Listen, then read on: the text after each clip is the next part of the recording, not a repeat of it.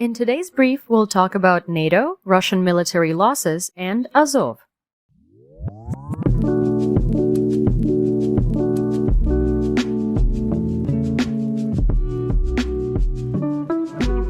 I'm Yewleea, and today is Friday, June 16th, 2023.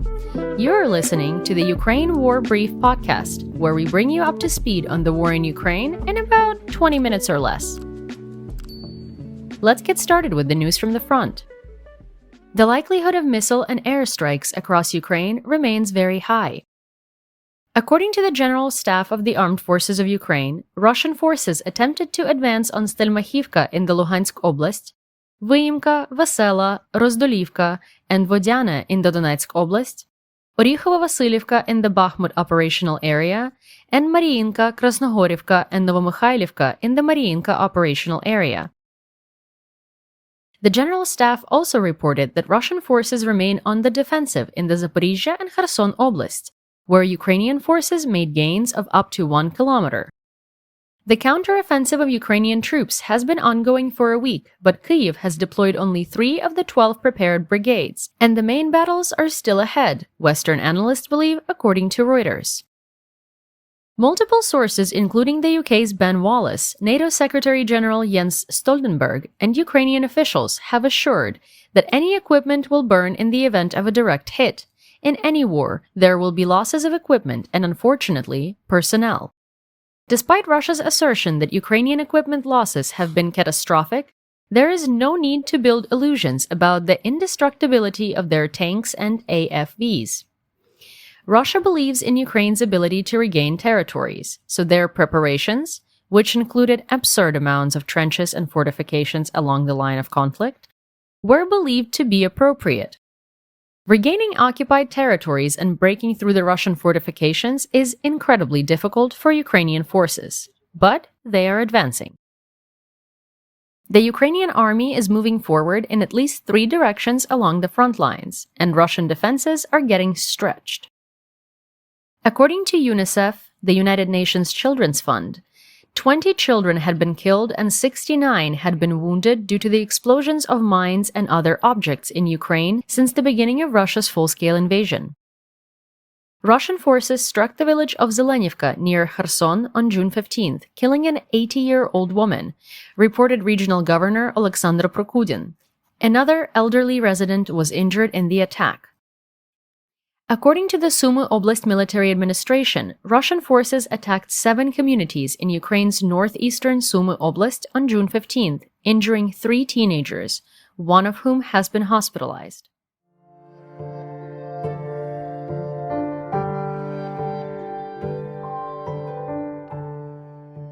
Moving on to the temporarily occupied territories. Note here, we maintain that it is likely that the media blackout in the Kherson region is to protect civilian evacuation from the flooded areas of the occupied left bank. For that reason, we will not be reporting on evacuation efforts unless announced by Ukrainian government officials.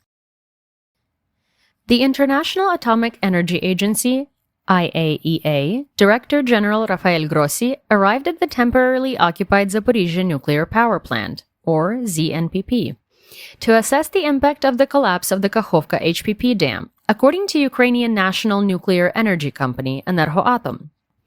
Grossi noted the importance that the water in the cooling pond at the ZNPP remain at the current level. There are signs that the Russians will transfer ZNPP-5 to a so-called cold shutdown after all. Petro Kotin, president of Energoatom, said, quote, "The employees of the ZNPP can theoretically initiate the transfer of unit number 5 to a cold shutdown, but physically they cannot do this because the Russians control the situation. The so-called plant management is not yet complying with the orders of the SNRIU, but, according to our information, they're preparing to stop this unit. The cold shutdown itself is the safest state of operation of the power unit under any conditions." End quote.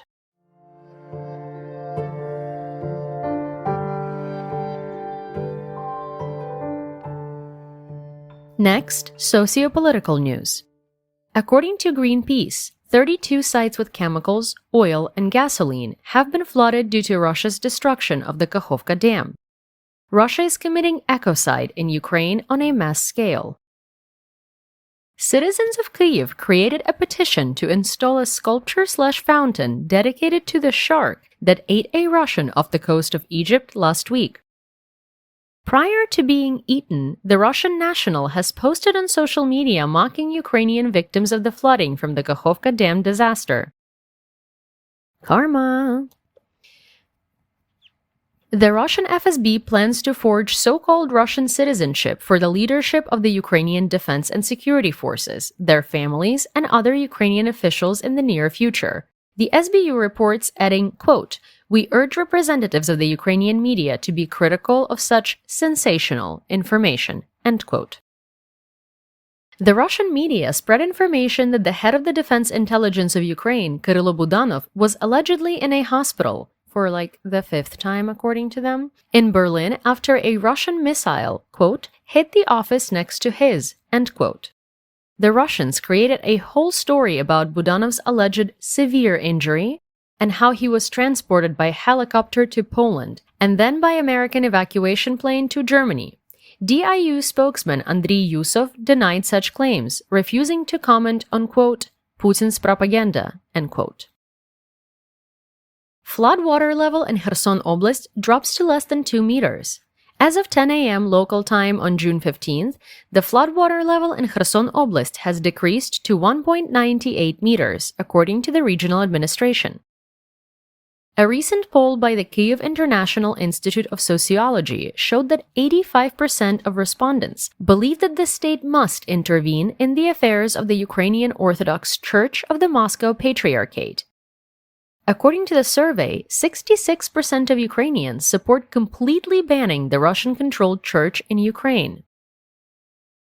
Ukraine's current and, still, Defense Minister Oleksiy Reznikov and his Belgian counterpart, Ludivine de Donder, discussed the alleged use of Belgian weapons by anti-Kremlin militias on Russian territory, news agency Belga said on June 15th. Belga reported that Reznikov received a letter from de Donder regarding the issue and that a, quote, "investigation has begun," end quote.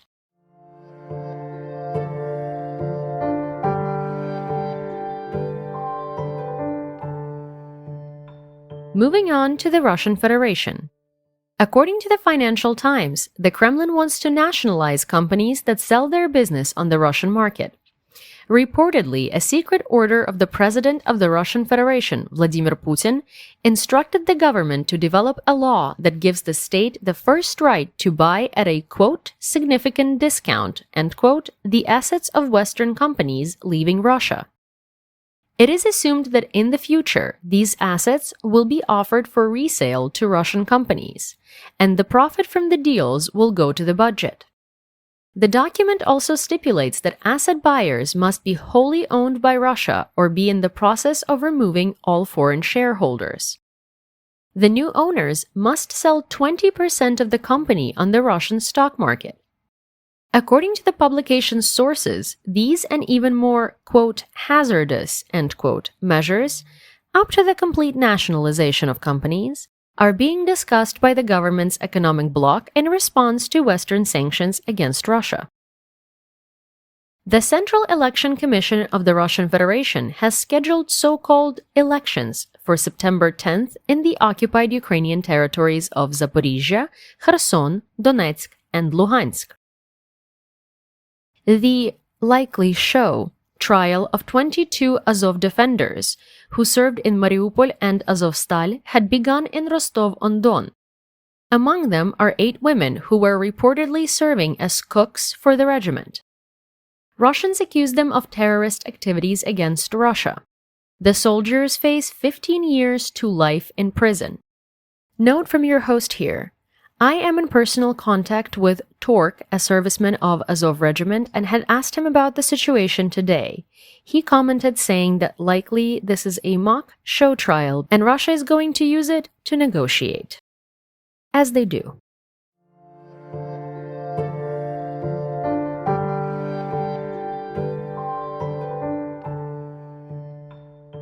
Moving on to Europe.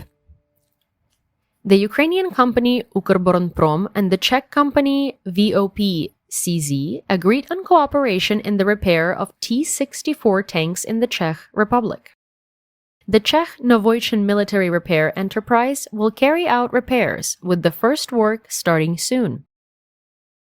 Denmark and Norway have joined forces to deliver another 9,000 artillery shells to Ukraine, according to reports from the defense ministries of the two countries.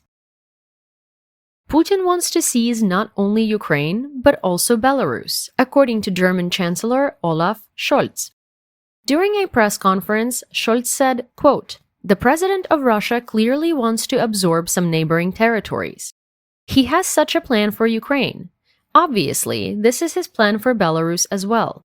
Therefore, it is important to clearly state that we will support Ukraine as long as necessary, and if we do not, we will signal an agreement to an imposed peace.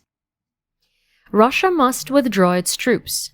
He added that there is no question of freezing the war or legitimizing the Russian invasion. The European Parliament adopted a resolution on the official invitation of Ukraine to NATO. 425 voted in favor, 38 against, who are you? And 42 abstained. The European Parliament expects that, quote, "the accession process will begin after the war's end and will be completed as soon as possible," end quote.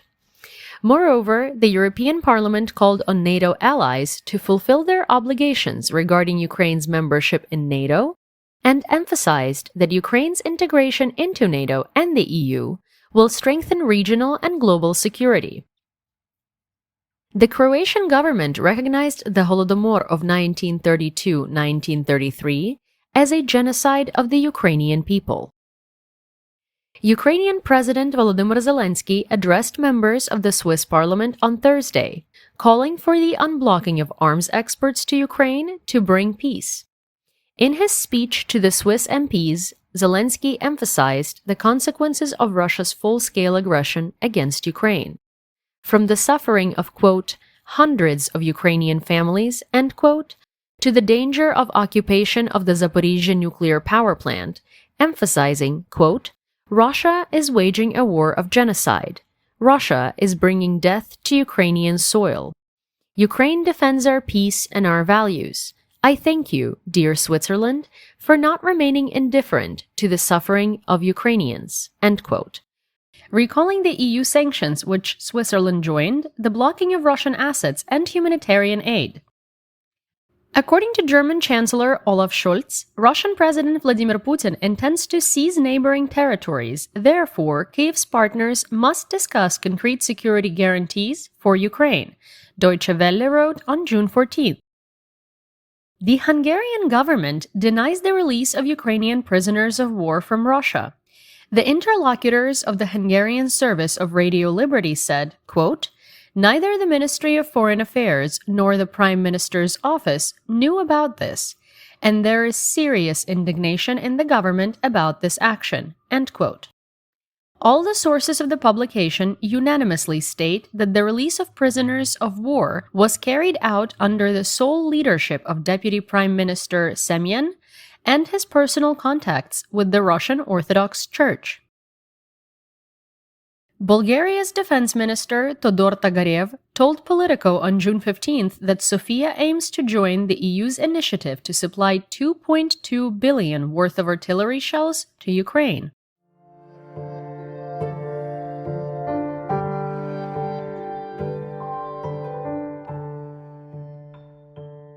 Next, worldwide news. The International Criminal Court in The Hague may bring new charges against Putin when the investigation into the disaster at the Kakhovka HPP is completed. Greta Thunberg came to the Ukrainian rally near the UN office in Bonn, Germany, Deutsche Welle reports. The Swedish eco-activist expressed her support for Ukrainians against the background of the tragedy of the explosion of the Kakhovka Dam by the Russians. Thunberg stressed that the crimes committed by Russia in Ukraine, quote, "must be condemned," end quote, and that the world must not allow it to continue. She added, quote, "We see what is happening. The eyes of the whole world are focused on Ukraine and Russia, on what is happening now. We will not be observers. We will not be silent. End quote. Reznikov arrived in Brussels for another meeting in the Rammstein format. The Minister of Defense was met in Brussels by the head of the Ukrainian mission to NATO, Natalia Halibarenko, and U.S. Army General Christopher G. Cavoli. Attendees at the meeting discussed the so-called aircraft coalition, training for Ukrainian pilots, and the repair of military equipment, including Leopard tanks. U.S. Secretary of Defense Lloyd Austin said that the Netherlands and Denmark had reported progress in plans to train Ukrainian pilots on F-16s. It was also announced during the meeting that the UK, Denmark, the Netherlands, and the US will jointly provide Ukraine with hundreds of air defense missiles. The transfer has already begun and should be completed in a few weeks. Before the meeting started, 4-year-old Ukrainian girl Stefania Lavrenko stood outside NATO headquarters with a poster that called on NATO to provide Ukraine with fighter jets. Japan is in talks to supply U.S. artillery shells to boost Ukraine's stockpile. So Tokyo is looking for workarounds to help Kyiv in its counteroffensive, despite arms exports restrictions, according to the Wall Street Journal. The UK, Denmark, the Netherlands, and the United States will jointly provide Ukraine with hundreds of short and medium-range air defense missiles and related systems. As reported by the British Ministry of Defense, their provision has already begun and should be completed in a few weeks. African leaders who have already announced their so-called peace plan regarding the war between the Russian Federation and Ukraine can offer Kyiv and Moscow several, quote, confidence-building measures, end quote. Senegalese President Macky Sall and South African President Cyril Ramaphosa led the delegation, which included the leaders of Zambia, Comoros, and Egypt. They plan to be in Kyiv on June 16th and St. Petersburg on June 17th. And are expected to meet with Ukrainian President Volodymyr Zelensky and Russian President Vladimir Putin. Among the measures that African leaders can propose are the following: withdrawal of Russian troops from Ukraine, withdrawal of tactical nuclear weapons from Belarus, suspension of the arrest warrant for Putin issued by the International Criminal Court. Yeah, so let's just not arrest him if he takes the troops out. Because why put a criminal in jail? A relaxation of sanctions against Russia. The list of measures also includes the, quote, unconditional agreement on grain and fertilizers, end quote. The document reads, quote, the above-mentioned measures should be aimed at contributing to the creation of an environment conducive to a ceasefire, which will allow the parties to build trust, yeah, sure, and consider the development of their strategies for restoring peace, end quote, adding that it may be followed by an agreement on cessation of hostilities, which negotiations between Russia and the West should accompany. Personal note here, no thanks. Lloyd Austin commented on the loss of Western equipment by the Ukrainian military during the counteroffensive, saying, quote, I think the Russians have already shown these 5 machines 1,000 times from 10 angles. But to be honest, Ukraine still has enough combat potential, end quote. The Pentagon expects Ukrainian military to complete training on Abrams tanks by the end of summer, according to CBS News, citing an unnamed U.S. Defense Department official. The end of the training will coincide with the expected fall delivery of 31 M1A1 Abrams tanks. Yesterday, British Typhoon fighter jets intercepted Russian Il-20 and 2 Su-27 aircraft near Estonia, flying close to NATO airspace. Putin is planning a visit to Turkey at the invitation of Turkish leader Recep Erdogan, but there are no specific dates yet, according to Russian presidential aide Yuri Ushakov. 4 countries pledge air defense missiles and equipment to Ukraine at the Rammstein summit. The defense minister of the US, the UK, Denmark, and the Netherlands announced in a press release on June 15th that they will jointly and urgently provide Ukraine with air defense equipment. US senators with bipartisan backing are reportedly planning to propose a bill that would allow President Joe Biden to seize and transfer Russian sovereign assets to Ukraine, the Financial Times reported on June 15th.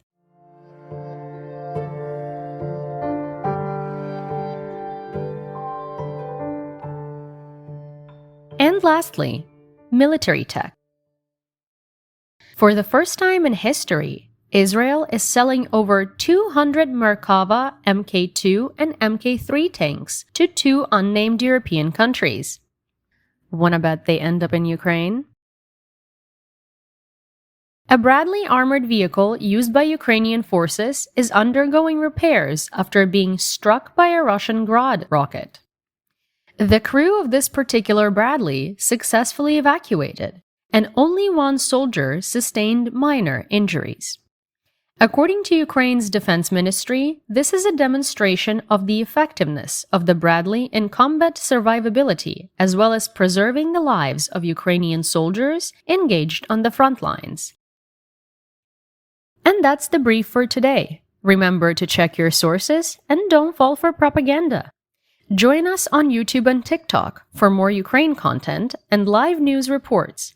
And please, consider supporting our work on Patreon or becoming a member of this YouTube channel. Alternatively, you can also tip the video itself. You'll find the links in the description, and we'll be back tomorrow with more updates. Until then, stay safe, everyone. До побачення і до зустрічі!